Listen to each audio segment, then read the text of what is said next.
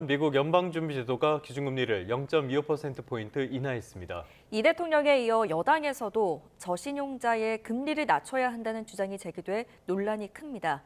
오늘은 이 내용도 준비했습니다. 주요 경제 소식 이정환 한양대 경제금융대학 교수와 함께 짚어보겠습니다. 어서 오십시오. 어서 오십시오. 먼저 미국부터 가볼까요? 이번에 관심을 많이 모았던 회의죠. 연방공개시장위원회 FOMC 회의의 결과가 나왔는데 예상대로 기준금리 25bp 인하였습니다. 이 결과, 이 배경은 뭐로 봐야 됩니까? 사실 뭐 지난주만 하더라도 혹시나 이제 빅컷이라고 이야기하죠.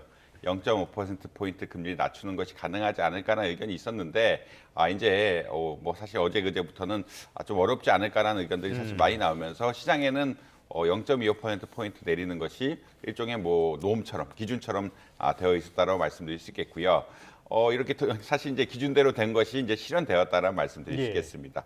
근데 조금 재밌는 것은 어떤 거냐면 보통 이렇게 금리를 낮춘다라고 하면은 경기가 안 좋아서라는 이야기가 좀 나와야 되거든요. 경기가 안 좋아서라는 이야기가 나와야 되는데 그렇다기보다는 어제 파월 연준 의장이 한 얘기가 위험 관리 차원에서 이거를 금리를 낮추겠다라는 이야기를 하면서 조금 사람들이 이거 의도가 어떤 것이냐에 대해서 좀 궁금해하는 이런 상황들이다. 사실 경기가 나빠진다라고 이야기하면은 어떻게 보면은 향후 지속적으로 좋지 않을 가능성이 굉장히 높기 때문에 추가적인 금리 인하에 대한 기대감들이 많이 형성이 될 수가 있는데 이번에는 일종의 위험 관리 인하라고 이야기할 수 있고 이 맥락 자체는 관세 인상으로 인플레이션이 올라갈 수도 있지만 고용 시장이 또 부정적인 영향을 받을 수밖에 없기 때문에 실제로 무너지고 있죠. 그렇기 때문에 이제 고용 시장의 부정적인 것들을 좀 막고자 일종의 위험 관리 차원에서 금리를 인하했다라는 이야기를 하고 있습니다.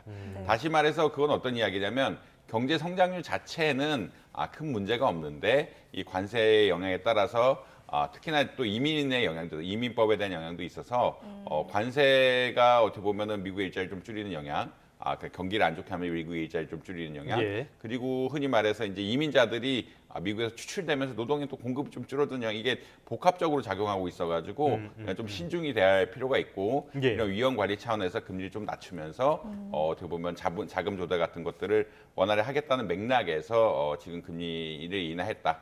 결국 나온 얘기는 GDP라든지 이런 경제 성장 지표 자체는 괜찮은데. 뭐 연준이 밝히듯이 이제 결국은 노동시장의 어떤 좀 안 좋은 지점들 이런 것들이 있고 그다음에 이것들이 관세 인하 효과, 이민법에 인한 효과들이 이게 같이 걸려 있기 때문에 좀 어떻게 보면 예방적인 차원에서 금리를 인하했다 이런 식으로 해석을 하고 있다고 보시면 될 것 같습니다. 네, 결국에는 물가보다는 고용을 더 중요하게 봤다는 건데 트럼프 대통령은 앞서 말씀하셨듯이 빅컷을 압박하지 않았습니까? 이번 결정이 그렇게 탐탁지는 않을 것 같습니다. 이 주장을 하면서 어떤 이야기를 했었냐면요. 0.5%포인트 이상 인하하지 않으면 미국 주택가격 치솟을 것이다 이렇게 주장했는데 이게 일리가 있는 말입니까? 사실 금리를 인하하면은 오히려 주택 가격이 오르는 게 정상적이긴 하다라고 보시면 될 것 같은데 뭐 트럼프 대통령이 주장하는 거는 지금 예전에 비싼 금리를 주고 어떻게 보면은 집을 그러니까 산 사람들이 있겠죠. 몰기지 비싼 금리 주고 산 사람들이 있는데 금리가 낮아지게 되면은 이 사람들이 리파이낸싱이라고 이야기합니다. 낮은 금리에서 몰기지, 그냥 흔히 말하는 주택담보대출을 다시 받을 거고 이 상황 속에서 주택 공급 같은 것들이 원활하게 이루어지면서 가격이 좀 떨어질 것이 아니냐라는 그런 의견을 제시하고 있고요. 근데 일반적으로는 뭐 주택도 자산이고 부동산도 자산이고 뭐 주식도 자산이라고 이야기하는데 금리가 낮아지게 되면은 은행 자산에 대한 매력도, 채권 자산에 대한 매력도 떨어지고 다른 자산 쪽으로 유동성이 흘러가기 때문에 뭐 저희가 경제학적으로 생각할 때는 금리가 떨어지면은 보통 주택 가격은 올라간다. 그리고 우리가 이제 코로나19 시기에 많이 봤지 않습니까? 금리가 많이 떨어지게 되면은 유동자금의 흐름들이, 그러니까 전 세계적으로 유동자금의 흐름들이 부동산으로 많이 가면서 뭐 주택 가격이 좀 급등하는 이런 현상들이 나왔기 때문에 어떻게 보자면 뭐 트럼프 대통령의 논리는 있지만 사실 경제 이론적으로 조금 타당하지 않은 측면이 많다. 이런 말씀 드릴 수 있겠습니다. 뭐 본인의 정책이 너무 엉망이어서 금리를 낮추기 어려운 상황이라는 거 전 세계가 지적을 해도 본인은 절대 인정하지 않겠죠. 혼자만의 마가만의 세상에 살고 있으니까요. 아무튼 간에 이번에 상황을 보면요. 트럼프가 지명한 인사 이쪽도 증언이 돼서요. 이번에 투표권을 행사를 한 거죠. 예, 지금 사실 이제 0.25%포인트 하락에 거의 모두 다 동의했다라고 알고 있는데 그 스티브 마이란 이사만 반대했다. 빅컷을 해야 된다라는 의견이 냈다라고 보고 있는 것 같고요. 그 말은 어떤 거냐면 결국은 이제 그 흔히 말하는 트럼프 행정부의 입장을 스티브 바이런 이사가 좀 반영을 했다. 아무래도 핵심 경제 참모다 보니까 예. 그 트럼프 행정부의 경제 기조를 잘 알고 있고 이 경제 기조를 반영해서 금리를 낮추자는 이야기를 하고 있고요. 그 다음에 이게 좀 재미있는 게 또 하나가 있습니다.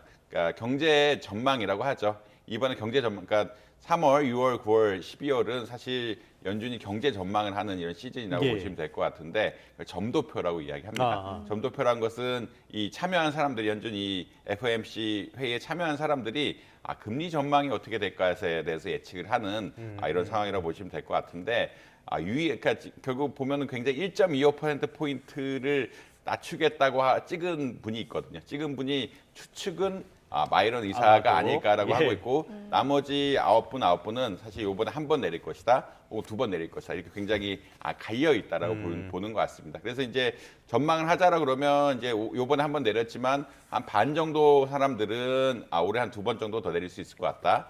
그리고 반 정도 사람들은 한 번 정도 내릴 수 있을 것 같다라고 이야기하는데 바이런 이사 같은 경우에는 굉장히 1.25%포인트를 내려야 된다. 좀 극단적인 주장을 한 것이 아니냐라는 추측을 하고 있다. 물론 점도표란 게 익명으로 되는 것이기 때문에 알 수는 예. 없지만 이렇게 약간 어떻게 보자라고 하면 좀 극단적인 선택을 한 것이 바이런 이사가 아닐까라고 다들 추측은 하고 있다라고 볼 수 있을 것 같습니다. 바이런 이사하면은 우리 언론에서 얼마 전까지만 해도 미란이라고 많이 불렀었는데 미란 보고서로도 유명하잖아요. 이분에 대한 평가는 좀 어떻습니까? 아무래도 이제 스티브 바이런, 스티브 미란 뭐 둘 다 왔다 갔다 하면 쓰는데 이분은 결국은 결국 관세 정책이라든지 재정 정책이라든지 부채 정책이라든지 이 전반적인 어떠한 트럼프 행정부의 기조를 잡았다. 그러니까 기조를 잡은데 공헌을 했다라고 보고 있는 것 같고요. 결국은 트럼프 행정부의 문제가 어떤 거냐면 무역 적자가 너무 심하다. 그다음에 재정 적자가 너무 심하다. 이것을 해결하려 그러면 어떠한 논리로 가야 되느냐. 결국 관세를 올리고 제조업을 미국에 올리면서 미국의 수출을 늘리고 다만 미국의 빚이 많이 늘어나는 것은 어떤 방향으로든 해외 쪽에 떠안기는 방향으로 가야 된다라는 일종의 이론을 정립하는 큰 공헌했다라고 보시면 될 것 같습니다. 네, 향후 금리 전망에 있어서는 위원들의 의견이 좀 다소 엇갈린 점을 저희가 확인을 할 수 있었고요. 지금 파월 의장 임기가 내년 5월까지인데 트럼프 대통령은 벌써부터 지금 후보군을 추리고 있다는 소식이 전해집니다. 임기까지 이 연준의 독립성을 지킬 수 있을지에 대한 관심도 있는데 어떻게 보십니까? 일단은 파월 의장의 임기 자체가 너무 짧게 남았기 때문에 임기까지는 무리 없이 지킬 거라고 생각을 하고 있다라고 보시면 될 것 같고요. 예. 근데 이제 다만 이 새로운 연준 의장이 과연 독립성을 이렇게 잘 지킬 수 있을 것이냐에 대해서는 조금 의문이 드는 상황이다라는 이런 말씀도 좀 덧붙여야 될 것 같습니다. 지금 연준 이사 중에 월러 이사라든지 이런 분들이 어떻게 보면 새로운 연준 의장으로 꼽히고 있긴 한데 그 이외에 외부에서 데리고 올 수도 있다. 외부에서 영입할 수 있다라는 의견도 나오고 있습니다. 근데 이제 이게 트럼프 정책, 금리하고 경제 정책이 굉장히 중요한데 트럼프 행정부에서는 금리를 굉장히 낮춰야 된다라는 입장이거든요. 투자를 활성화하기 위해서. 그리고 관세 어떻게 보면은 본인이 한 이제 관세 정책을 뒷받침하기 위한 논리라고 볼 수 있을 것 같은데 관세 정책이 물가와는 상관없다라는 어떻게 보면 이론적인 아젠다, 정책상의 이론적인 아젠다를 이야기하기 위해서도 금리를 계속 낮추면서 망상 아닙니까?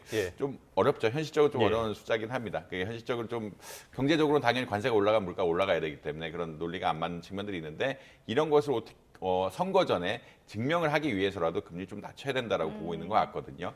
그런 이야기는 어떤 거냐면 사실 트럼프 행정부의 경제 정책이 전통적인 경제 정책은 아니고 굉장히 좀 특이한 구조. 관세를 통해서 제조업을 옮기고 무역 적자도 해소하고 그다음에 빚 같은 거 재정 적자의 문제는 어떻게 보면 다른 나라를 좀 넘길 수 있을까로 이런 여러 가지 좀 그러니까 흔히 말해서 전통적인 경제학, 메인 주류 경제학적인 내용이 아니기 때문에 이것이 맞다라는 걸 증명하기 위해서라도 오히려 금리를 낮춰야 되는 이런 상황이라고 아마 이해하시면 될 것 같습니다. 알겠습니다. 트럼프의 말대로 금리를 3%포인트 낮추거나 이런 일이 발생을 했을 때 그 후폭풍이 얼마나 크게 올지 이런 것들도 굉장히 겁나는 상황이긴 합니다. 자, 오늘 시장 상황 한번 보도록 할까요? 미국 증시가 FOMC 회의 앞두고 관망세였는데 오늘은 장중의 흐름을 보니까 거의 널뛰기 장세였더라고요. 마이너스로 갔다가 다시 올라서기도 하고요. 이런 상황들은 왜 벌어진 겁니까? 아까 말씀드린 이제 불확실성에 관한 이야기를 해야 되는데 사실 이제 파월 의장이 처음에 이야기 드린 것처럼 경제가 좀 안 좋아지고 있다, 또 고용 시장이 안 좋아지고 있다라고 하면은 금리가 추가적으로 인하할 것이라는 굉장히 큰 시그널로 받아들일 수가 있는데 지금은 뭐 경제 성장률 자체는 나쁘지 않, 마더레이트하고 이야기했는데 경제 성장률 자체는 나쁘지 않지만 노동 시장이 좀 안 좋고 예. 그다음에 노동 시장 자체가 전통적인 흐름이 아니라 이민자들이 나가지만 일자리도 또 줄어드는 흔히 말해 노동 수요와 공급이 다 줄어드는 이런 상황들이 발생하면서 좀 예측이 어렵고 불확실성이 크다라는 기조로 갔거든요. 그러니까 불확실성이 크다라는 기조를 갔다는 이야기는 어떤 거냐면 시장에서 월스트리트에서 해석을 하기에도 어렵다. 이게 A가 좋은 지표인지 나쁜 지표인지에 대해서 그리고 향후 정책 방향에 대해서 어떻게 보면 사람들이 이해하기도 어려운 이런 상황들이고 실제 이제 관세란 것이 이 뭐 늘 이야기하듯이 물가를 올릴 것으로 분명히 예측이 되고 있는데 좀 천천히 오르는 것이 아니냐. 중간 어떤 상인들이 약간의 이익을 희생하면서 천천히 오르는 게 아니냐라는 약간 이런 식의 뉘앙스를 가진 발언들도 해서 결국은 뭐 혼조가 돼 있다. 그러니까 이제 확실하게 이제 경제가 안 좋아지고 있어서 이번에 대응적인 차원에서 금리 낮췄다라는 논리로 금리 낮추면은 뭐 시장에서 긍정적으로 받아들였을 텐데 지금 관세 같은 특수한 상황, 이민법 같은 특수한 상황들이 결부가 되면서 금리를 낮췄다라는 논리가 나왔기 때문에 좀 이해하기 어려운 상황들이 발생했다. 시장들에서 쉽게 이해하기 어렵다기보다는 쉽게 해석하기 어려운 어떤 발언들이 나오면서 주가가 좀 혼조세로 반응하는 것이 아니냐. 그만큼 불확실성이 크다 이런 말씀 드리겠습니다. 네, 불확실성을 높이는 것 중에 하나로 꼽히는 것도 바로 관세입니다. 관세 협상 이야기 해볼 텐데요. 지금 한국과 미국과 관세 협상 이어지고 있는데 난항이 계속되는 것 같습니다. 지금 김정관 산업장관 이야기를 들어보면 서로 책상도 치면서 좀 다소 거친 분위기도 연출이 되는 것 같고요. 의견 좁히는 게 좀 쉽지 않아 보입니다. 일단은 일본이 너무 좋은 조건으로 미국에 투자 결정을 했기 때문에 그러니까 일본이 벤치마크가 되는 것이 사실은 일본이 우리나라 협상의 벤치마크가 될 수밖에 없는 이런 상황들이기 때문에 좀 진통이 있을 수밖에 없다라는 말씀드릴 수 있겠습니다. 일본의 해외 자산 규모는 사실 전 세계, 그러니까 일본이 가진 뭐 해외 자산이라고 이야기하죠. 해외 자산 규모는 전 세계적으로 가장 많은 수준 중 하나이기 때문에 일본 같은 경우에는 좀 투자를 많이 하고 어떻게 보면 미국에 좀 우호적인 투자를 한다고 할지라도 흔히 말하는 외환 시장이나 이런 게 문제 없을 거라고 생각을 하는데 한국의 경우에는 아무래도 외환 보유고도 작고 일본과는 달리 기축통화도 아니기 때문에 이게 좀 부담되는 상황이거든요. 그러니까 우리나라가 외환 보유가 한 4천억 달러 정도 되는데 3,500억 달러를 일종의 뭐 늘 예금 인출식으로 그렇게 쓸 수 있는 이런 상황들이 아니기 때문에 그리고 이것을 뒷받침하려 그러면 뭐 기금 투자라든지 이런 것들 뒷받침을 해주면서 만들어야 되는데 이게 좀 사실 재정이 투입되지 않으면 또 쉽지 않은 상황들이라 이게 좀 어렵다라는 말씀 드릴 수 있겠고요. 결국은 일본의 벤치마크 수준이 굉장히 높아졌기 때문에 한국이 따라가는 게 좀 어려워졌고 이 따라가는 게 어려워지다 보니까 갈등이 생길 수밖에 없다. 미국은 너네 그러니까 사실 한국이나 일본이나 무역 적자 규모가 비슷한데 왜 한국은 이렇게 투자를 못하냐라는 논리로 나갈 수밖에 없기 때문에 좀 어려워진 상황들이다. 좀 이런 조건들이 좀 쉽게 해결되면 좋은데 그렇게 가지는 않을 것 같다라는 의견을 드릴 수 있을 것 같습니다. 아니, 일본이 이상하게 합의를 해버려가지고 우리에게 더 어렵게 된 상황도 분명히 있는 것 같습니다. 어떻게 진행되는지는 저희가 계속 지켜보면서 전화해 드리도록 하겠고요. 다음 주제로 한번 넘어가 보도록 하겠습니다. 이번에는 시선을 국내로 한번 돌려보도록 할게요. 지금 집권 여당 쪽에서 저신용 저소득층의 금리 인하를 추진하는 움직임이 좀 보이고 있습니다. 이재명 대통령이 먼저 언급을 했었는데요. 자, 이게 김병기 원내대표가 저신용 저소득자가 높은 금리를 내고 고신용 고소득층은 낮은 금리를 내는 현실이 역설적이다라고 이야기를 해서 논란이 굉장히 커지고 있어요. 교수님 어떻게 보셨습니까? 사실은 그러니까 신용이란 것은 잘 갚을 수 있는 능력이라고 보시면 될 것 같고요. 저신용자는 돈을 빌려줬을 때 잘 갚지 못할 것 같으니까 은행이라든지 혹은 대출기관에서 금리를 좀 높게 받으면서 이런 리스크를 상쇄한다라고 보시면 될 것 같고 고신용자에 대해서는 아무래도 이제 잘 갚을 거라고 생각을 하니까 불려주는 데 있어서 좀 금리 낮게 받는 이런 체계가 있다라고 아마 이해하시면 될 것 같습니다. 근데 이제 저신용 저소득자가 그러니까 저소득자랑 저소신용이 사실 연결될 수밖에 없는 이슈긴 한데 이 높은 금리를 부담한다는 것이 은행 측의 입장에서는 사실 타당한 이슈라고 보시면 될 것 같고요. 그렇죠. 사실 이제 정부가 해결해야 되는 것은 한마디로 줄이면 어떤 거냐면 돈을 잘 갚는 저신용자들이 금리를 어떻게 낮게 받을 수 있을까에 대한 문제를 풀어야지 이런 기준 자체를 바꾸는 것은 조금 위험하다. 왜냐하면 이게 도덕적 해이를 유발할 수 있는 문제라서 결국 내가 뭐 저신용자가 되든 고신용자가 되든 내가 받을 수 있는 대출 금리가 똑같다라고 이야기하면은 돈을 안 갖고 오히려 저신용자가 되는 것들이 유리할 수도 있는 상황들이거든요. 그러니까 네. 이제 이런 것을 어떻게 보면 도덕적 해이라는 이런 행동들을 조장할 수가 있기 때문에 은행들의 입장에서도 저신용과 그러니까 신용에 대해서는 고신용자에서는 낮은 금리, 저신용자에 대한 높은 금리 이게 일종의 체계가 갇혀 있는 건데 이 체계를 그냥 어떻게 보면 복지 차원에서 저금리로 가야 된다고 이야기하기는 조금 부담스럽다. 결국은 정부가 해야 될 것은 잘 갚는 저신용자가 빨리 고신용자가 되면서 금리를 빠르게 인하할 수 있는 이런 체계를 가지고 재정 지원 체계를 갖추는 거지 이 시스템, 그러니까 도덕적 해이까지 연결된 이 금리 시스템 자체를 흔히 말해서 저신용자에서 더 낮은 금리를 제공한 시스템을 받게 되면은 어떻게 보면은 사람들의 행동이 굉장히 많이 바뀔 수도 있고 선의의 피해자들이 많이 생길 수 있다 이런 말씀 드릴 수 있을 것 같습니다. 네, 말씀하신 것처럼 도덕적 해이를 부추길 수 있는 정책이기 때문에 다른 방향의 정책이 필요하다라는 목소리가 나오고 있습니다. 어떤 방안이 좀 필요할까요? 뭐 아까 말씀드린 것처럼 이제 죄송합니다. 이 저신용자에 대해서도 대출은 폭은 넓혀주되 잘 갚으신 분들이 있거든요. 잘 갚으신 분들에 대해서는 금리 스케줄이 있습니다. 금리 스케줄 같은 것들을 바꾸면서 처음에는 15%를 내지만 한 번 갚고 두 번 갚고 세 번 갚으면 5%에서 4%까지 쫙 내려갈 수 있도록 정부가 좀 정책적으로 지원을 할 수가 있거든요. 결국은 이 신용도란 것은 돈을 얼마나 잘 갚느냐에 대한 이야기고 돈을 잘 갚아주는 그 흔히 말하는 윤리의식이라든지 이런 역량을 보여주게 된다라 그러면 금리를 그 스케줄에 따라서 빨리빨리 낮춰줄 수 있는 일종의 시장 기반 메커니즘이 조금 도입돼야 되는 것이 아니냐. 그러니까 단순하게 이제 저신용자한테 돈을 많이 빌려주고 낮은 금리를 빌려주는 것은 일종의 뭐 복지 정책 차원의 이야기고 실질적으로 시장이 합리적으로 받아들일 수 있고 재정이 효율성이 있는 정책들은 열심히 돈을 갚는 저신용자가 빨리 금리를 낮출 수 있도록 하면서 자활을 할 수 있도록 도와주는 일종의 동적인 시계열을 가지고 하는 이런 체제라고 아마 이해하시면 될 것 같습니다. 알겠습니다. 뜻은 알겠는데요. 이 대통령이나 김 원내대표의 그 뜻은 알겠는데 금융시장의 기본적인 원리 자체를 무시하고 정책을 만든다면은 이런 정책은 그 긍정적인 효과보다는 부작용을 많이 불러오지 않을까 걱정이 되는 부분이 있습니다.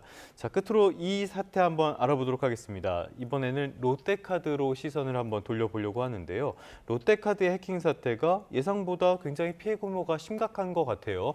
그런데 이름이 롯데카드라서 롯데 계열사라고 생각하시는 분들이 많을 것 같은데 지금 최대 주주가 MBK 파트너스거든요.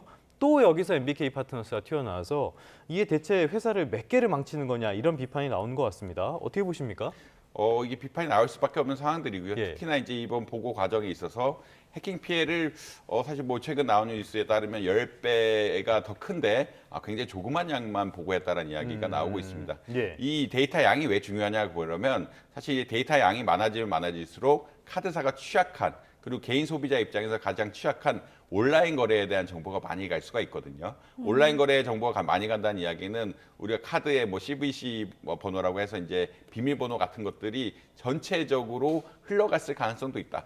다시 말해서 우리의 카드가 그러니까 롯데카드를 쓰시는 분들의 온라인 거래 정보가 넘어갔다는 이야기는 이것들이 유사하게 사용되면서 온라인 거래를 할 수 있다라는 그런 입장으로 그러니까 이제 카드를 정보를 해킹하는 사람들은 신문은 없기 때문에 밖에서 거래는 어렵지만 이런 온라인 거래를 통해서 할 수가 있고 온라인 거래의 문제점들이 늘어날 수가 있기 때문에 좀 걱정이 많이 된다는 걸 보시면 될 것 같고요. 그렇기 때문에 이제 정보를 좀 어떻게 보면 제대로 파악도 못하고 이런 보안에 대해서 잘 못한 것들이 아니냐. 특히나 이제 MBK 파트너스가 들어오면서 사모펀드 입장에서는 빨리 매출을 올리고 주가를 올려서 파는 게 가장 좋은 전략이거든요. 그렇기 때문에 보안에 대한 투자를 안 하지 않았느냐. 그리고 보안에 대한 이런 투자를 안 했기 때문에 이 상황 파악 자체가 잘 안 된 것이 아니냐라는 그런 의견들이 나오고 있다. 이런 말씀 드리겠습니다. 네, 롯데카드가 오늘 오후에 대국민 사과를 할 예정이라고 하는데 책임질 부분은 책임을 지고 확실한 피해 대책도 내놔야겠습니다.